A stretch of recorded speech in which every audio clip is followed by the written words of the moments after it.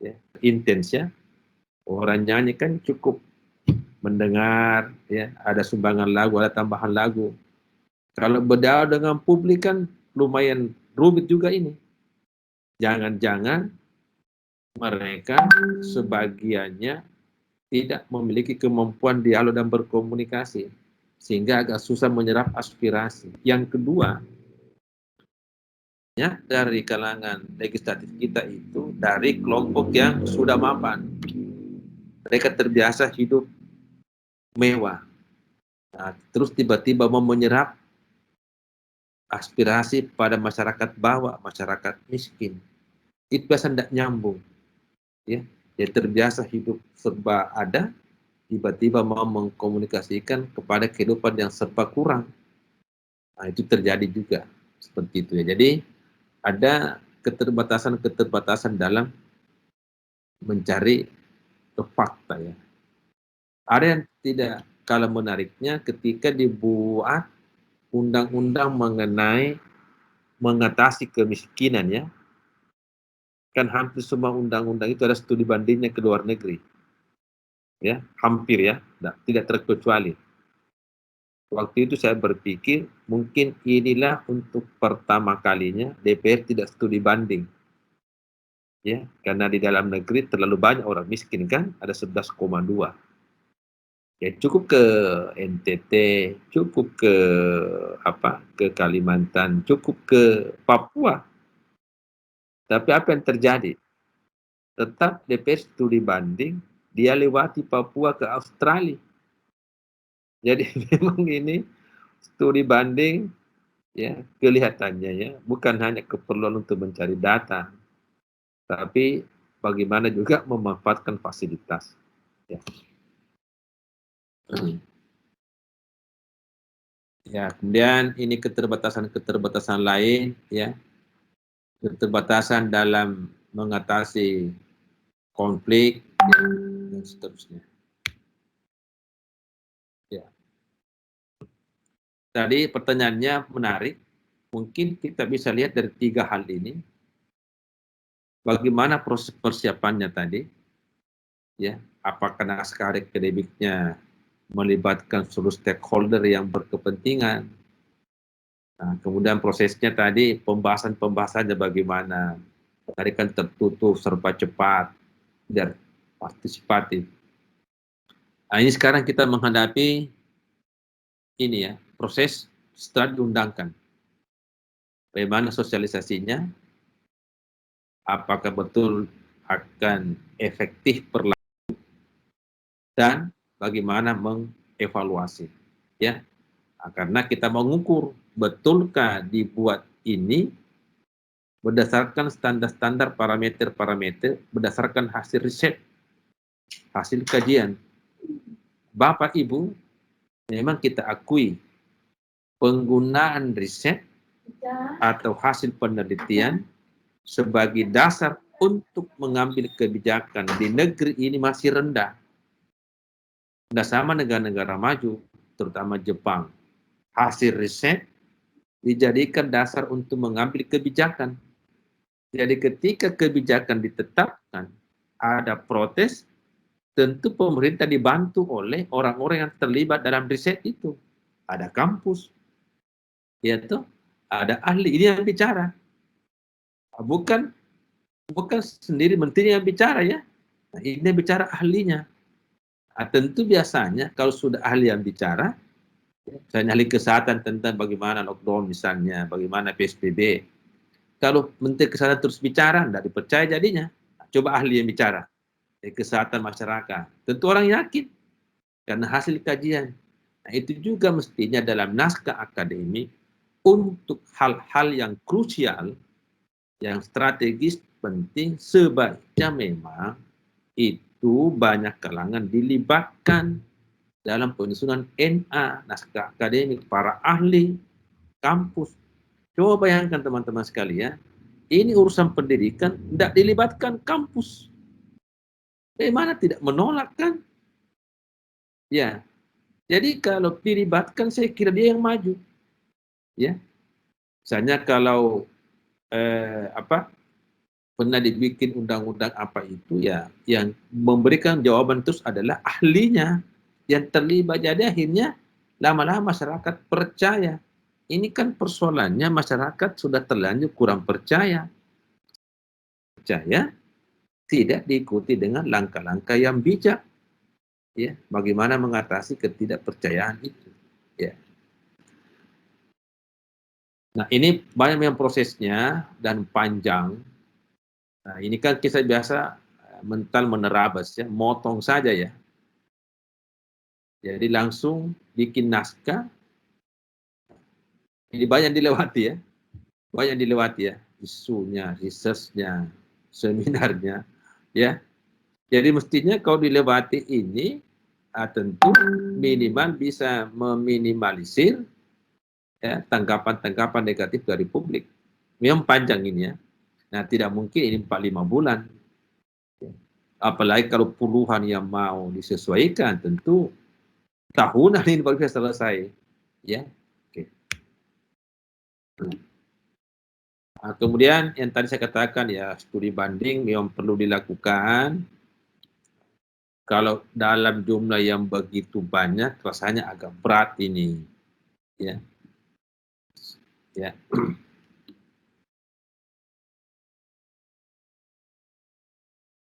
Ya. Kemudian antisipasi ke depannya tentu banyak perubahan. Oke.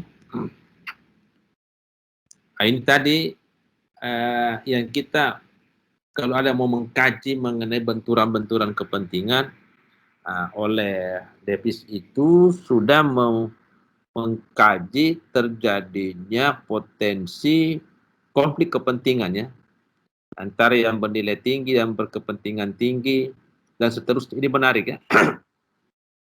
Jadi kalau kita kaji undang-undang cipta kerja ini, bisa mungkin menggunakan teori ini.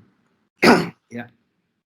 Ini ada 4 ya, ada 4 konflik yang bisa kita jadikan dasar untuk menelaah. Kemudian ya, karena kita akan menggunakan keberlakuan filsafat setiap berlakunya undang-undang, maka tentu juga perlu telah mengenai kajian filsafat. Adakah pihak-pihak yang dirugikan keadilannya? Ini sebenarnya hukum ditujukan kemana dan seterusnya. Itu filsafatnya. Nah, kemudian setelah filsafat, tentu bagaimana aspek tata negara itu saya kira penting. Ya. Selain itu ada aspek administrasinya, terutama mengenai pembagian kewenangan ini. Nah, karena juga di soal sudah ada desentralisasi, kewenangan sudah dilimpahkan ke daerah, tiba-tiba ini sebagainya mau ditarik lagi ke pusat dengan berbagai macam alasan. Kalau dilihat terlalu lamban, ditarik ke pusat, jangan sampai investor ini juga terlalu terbebani banyak aturan, jadi pusat yang ambil alih. Kemudian hukum pidana, hukum perdata, ya. Ini ilmu-ilmu yang akan digunakan di dalam mendesain sebuah aturan yang lebih lengkap.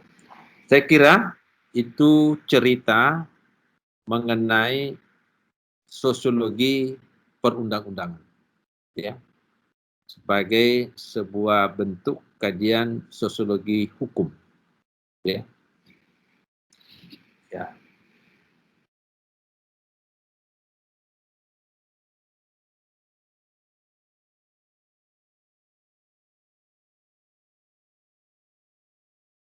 Kemudian selanjutnya masih ada waktu, ya.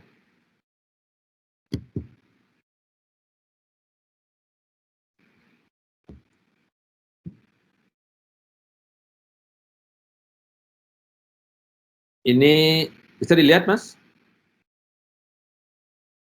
Bisa? Belum masuk, Prof. Belum ya?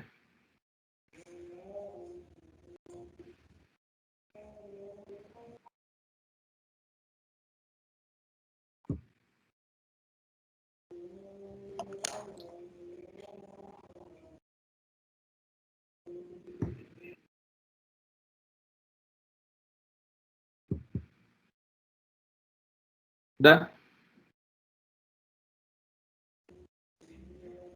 Bisa dilihat? Sudah, Bro. Sudah?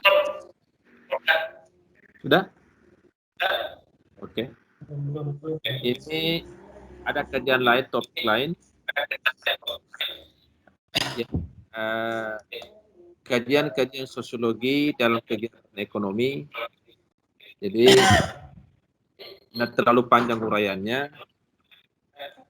Yang penting di sini bahwa dalam aktivitas ekonomi kita melihat bagaimana hubungan negara dengan kegiatan ekonomi yang kita lihat pada 3 sistem ekonomi dan bagaimana pelibatan negara atau bagaimana hukum bekerja. Baik pada sistem ekonomi pasar, ekonomi komando, dan ekonomi campuran. Saya katakan tadi, kelihatannya pergerakan atau arah sistem ekonomi kita itu pada umumnya menuju kepada sistem ekonomi pasar. Ya. Jadi baik dari sosialis maupun dari sistem kerakyatan itu kelihatannya menuju sistem ekonomi pasar ya. Tiongkok sebagai contoh dulu yang bersikukuh mempertahankan sistem ekonomi sosialisnya, lalu pelan-pelan berkembang menjadi sistem ekonomi pasar, lalu itulah yang akhirnya mampu menggeser beberapa negara-negara maju. Saya tidak punya kompetensi untuk membahas lebih jauh mengenai sistem ekonomi, paling tidak bagaimana kita memasukkan hukum di dalamnya. Nah, kalau ekonomi pasar, cirinya tadi, campur tangan negara sangat minimal.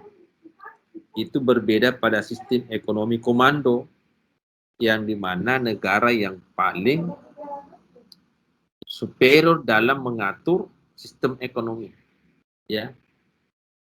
Nah, kemudian proses keterikatan hukum itu sifatnya sukarela. Jadi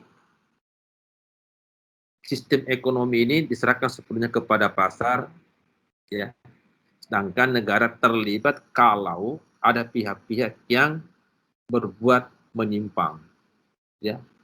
Jadi keterlibatan hukum itu diminimalisir, ya. Jadi para pihaklah yang banyak terlibat di dalamnya. Kemudian hukum sebagai alat kontrol itu terkait secara sukarela. Jadi hukum bersifat otonom terhadap negara, artinya mereka masuk kalau terjadi ada penyimpangannya. Jadi antara para pihak itulah yang menentukan sendiri bagaimana proses-prosesnya dibangun. Misalnya ada kontrak. Tentu dalam kontraknya biasanya disebutkan cara penyelesaiannya, peradilan mana dan sebagainya. Ya. Itu pada sistem ekonomi pasar ya. Ya. Nah, ada yang menarik pada sistem ekonomi kapitalis ini, bagaimana tingkat masyarakat ya di kepeduliannya kepada lingkungan. Ini ada data negara yang paling tinggi kepeduliannya kepada lingkungan adalah Inggris. Ya. Jadi banyak kebijakan-kebijakan itu terkait dengan soal lingkungan hidup. Nah, menyusul Australia, ya. Kalau kita memberi contoh mengenai kebijakan tata ruang di Indonesia, meskipun ada undang-undang tata ruang yang memerintahkan minimal 30% wilayah itu adalah wilayah hijau, tapi hanya seberapa daerah saja yang melakukan ini. Ya, nah, ini dalam negara-negara yang menganut sistem ini kelihatannya ini menjadi ukurannya, bahkan dijadikan standar dalam memberikan bantuan ke negara-negara lain. Bagaimana kepeduliannya kepada lingkungan, ya, itu diikuti dengan keputusan untuk memberikan bantuan ke negara itu. Ya. Bagaimana hanya dengan sistem ekonomi komando? Ini saya katakan tadi, rupanya kurang banyak contoh keberhasilan sistem ekonomi ini ya. Kalau dulu Rusia yang bersikuku dengan Tiongkok, lalu akhirnya beralih juga kepada sistem ekonomi pasar ya.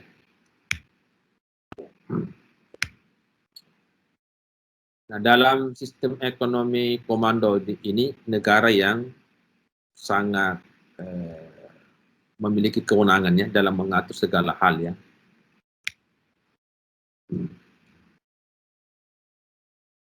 Ini kita lihat perekonomian di Korea, negara yang penduduknya 50% lebih itu miskin, tetapi karena perintah negara, dia bisa membuat rudal yang bisa mengancam Jepang, Korea, dan bahkan Amerika ya. Kadang-kadang kalau dia beli Indomie, berapa juta itu bungkus Indomie untuk rakyatnya yang miskin ya. Tapi ini tadi, demi keputusan partai meskipun miskin, dia bisa mengancam Amerika. Ini namanya negara miskin tapi sombong ya. Sudah miskin, sombong lagi. Nah, kemudian ada yang dikenal dengan sistem ekonomi campuran yang kita anut ya. Ya, jadi tentu perpaduan-perpaduannya ada sistem subsidi silang ya, kalau di kesehatan ada BPJS, di tenaga kerjaan juga ada demikian. Ya, ini boleh dikatakan perpaduannya itu lebih spesifik dari sistem pasar ya. Artinya tidak terlalu pasar yang memegang kendali, tapi juga ada negara. Mungkin sedikit lebih longgar dari komando, jadi ada juga publik dilibatkan di situ. Ya. Sehingga berusaha mempengaruhi keputusan para pelaku ekonomi. Nah, ini ada contoh-contoh praktik di Indonesia ya. Bagaimana undang-undang perimbangan keuangan pusat dan daerah. Nah, tentu daerah Riau Batam tentu daerah kaya, tentu dia harus menyumbang juga daerah NTT yang miskin, Maluku dan sebagainya. Jadi ada perimbangan-perimbangan, itu bagian dari tanggung jawab. Kemudian undang-undang persaingan sehat, undang-undang anti monopoli. Ini contoh bagaimana negara turun tangan terlibat untuk mengatasi persaingan sehat dan yang anti monopoli ini. Ini kan sudah banyak praktik ya. Nah, dulu di perumahan dikenal istilah 352 ya. Ini bukan soal kewenangan jaksa ya. 3 rumah mewah, 5 rumah sederhana, 2 sangat sederhana, itu ada pola dulu seperti itu ya. Kemudian bagaimana pasar modern, minimarket menghadapi pasar lokal, saya kira sudah dijelaskan ya. Bagaimana sistem subsidi silang BBM, nah, ini juga ada data yang perlu betul negara turun tangan ini ya. 75% APBN dikuasai sejumlah 300 orang saja di Indonesia. Dan data ini sampai hari ini belum banyak berubah. Ya. Itu sebabnya hal-hal seperti ini tentu negara perlu terlibat. Ya. Ya. Lalu pertanyaannya, mampukah hukum kita mencegah ketimpangan secara ekonomi? Ya. Tadi kita sebut sejumlah daerah ya. Daerah kaya sumber daya alam tetapi penduduknya miskin. Ya, bagaimana hukum bisa mendesain daerah yang kaya sekaligus juga penduduknya bisa miskin. Ya. Kemudian soal kedaulatan ekonomi. Ya, ini ada contoh tadi bagaimana kita memiliki undang-undang Minerba, tapi korporasi asing juga tidak bisa diatur membuat smelter dan sebagainya. Jadi bagaimana kita berdaulat dengan ekonomi kita. Ya boleh mengundang investor asing, tapi jangan sampai kedaulatan kita terganggu misalnya. Ini contoh-contoh saja praktik di negara lain, ya, yang sering menjadi contoh. Ya. Mungkin di Malaysia, ya. Di Malaysia Izin, sebuah Prof. Ya. Slide-nya nggak gerak, Prof, kayaknya. Enggak ya? Ya, sudah? Masih tertahan di hukum irasional, Prof, di slide 11.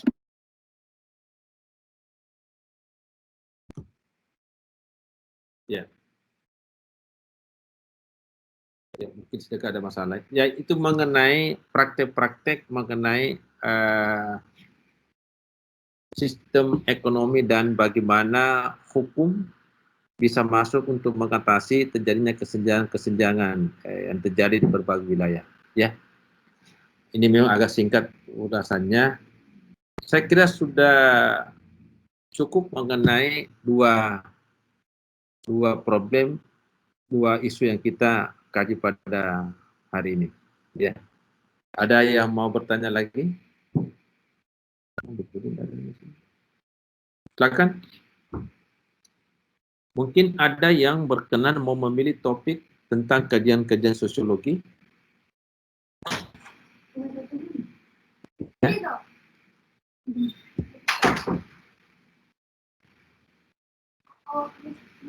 Ya.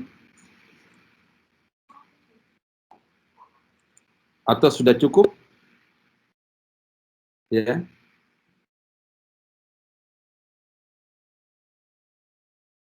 Ya, jadi sudah jam berapa ini? 9 ya. Masih ada yang mau bertanya? Ya. Jadi nanti materinya saya kirim ya. Materi PowerPoint ini saya kirim lagi ke Ibu Dia ya. Nanti dia yang meneruskan ke teman-teman semua. Saya kira sudah cukup dari saya. Mungkin sebagai tugas akhir, ya, tugas saya saya sebagai pengasuh mata kuliah ini, ya.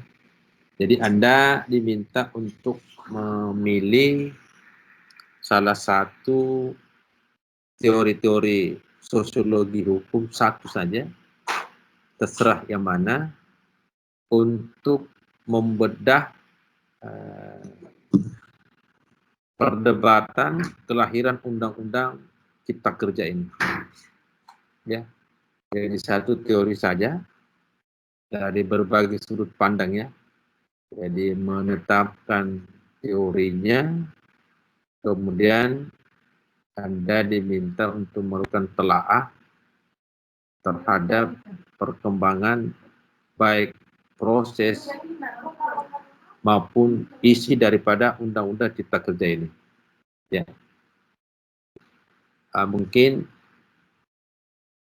tugasnya ya kita pakai standar minimal 500 kata ya, jangan halaman ya, kata bagusnya. Jadi minimal 500 kata, kemudian dicantumkan juga referensi yang digunakan. Boleh buku, boleh jurnal, atau sumber-sumber lain dari internet, silakan. Ya. Jadi disebut sumbernya. Ya. Saya ulangi, tugasnya adalah menelaah Undang-Undang Cipta Kerja ini, baik prosesnya, mekanismenya, tentu lebih-lebih isinya, berdasarkan satu teori sosiologi hukum, ya untuk membedah ya. Terus tentu Anda juga harus banyak membaca dulu isu-isu yang muncul ya. Tapi tadi kan kita sudah singgung banyak isunya mengenai, kalau bisa isu itu dilihat dari klasternya ya. Ada klaster ketenagakerjaan, lingkungan, pendidikan, dan seterusnya supaya lebih fokus. Jangan lupa tugas ini merujuk kepada referensi, bisa buku, bisa jurnal, ya, kemudian bisa lewat internet dan sumber-sumber lain. Bisa juga tesis, ya, bisa media, silakan ya. Minimal 500 kata. Ya, itu tugas dari saya ya. Baik, Prof. Ya. Ada pertanyaan mengenai tugas? Diserahkannya kira-kira kapan, Prof? Pada saat jadwal ujian mata kuliah ini. Nggak tahu kapan jadwal ujiannya ya. Ya, yang diserahkan pada saat jadwal ujian. Iya. Bebas memilih klaster, Prof. Bebas ya. Bebas memilih klaster, bebas memilih teori ya. Oke. Yang penting teori itu ada rujukannya ya. Maksudnya jelas mana dikutip teori itu. Bisa juga awal-awal itu menjelaskan dulu apa sebenarnya inti dari teori ini. Ya. Terima kasih, Prof. Oke. Masih ada lagi? Kalau sudah cukup, ini sudah jam 19. Ya. Kalau begitu kita bisa akhiri kuliah ini. Bisa? Bisa, Prof. Ya. Oke. Ucapkan terima kasih. Ya, mudah-mudahan kita diskusi dan oke, terima kasih. Waalaikumsalam. Assalamualaikum.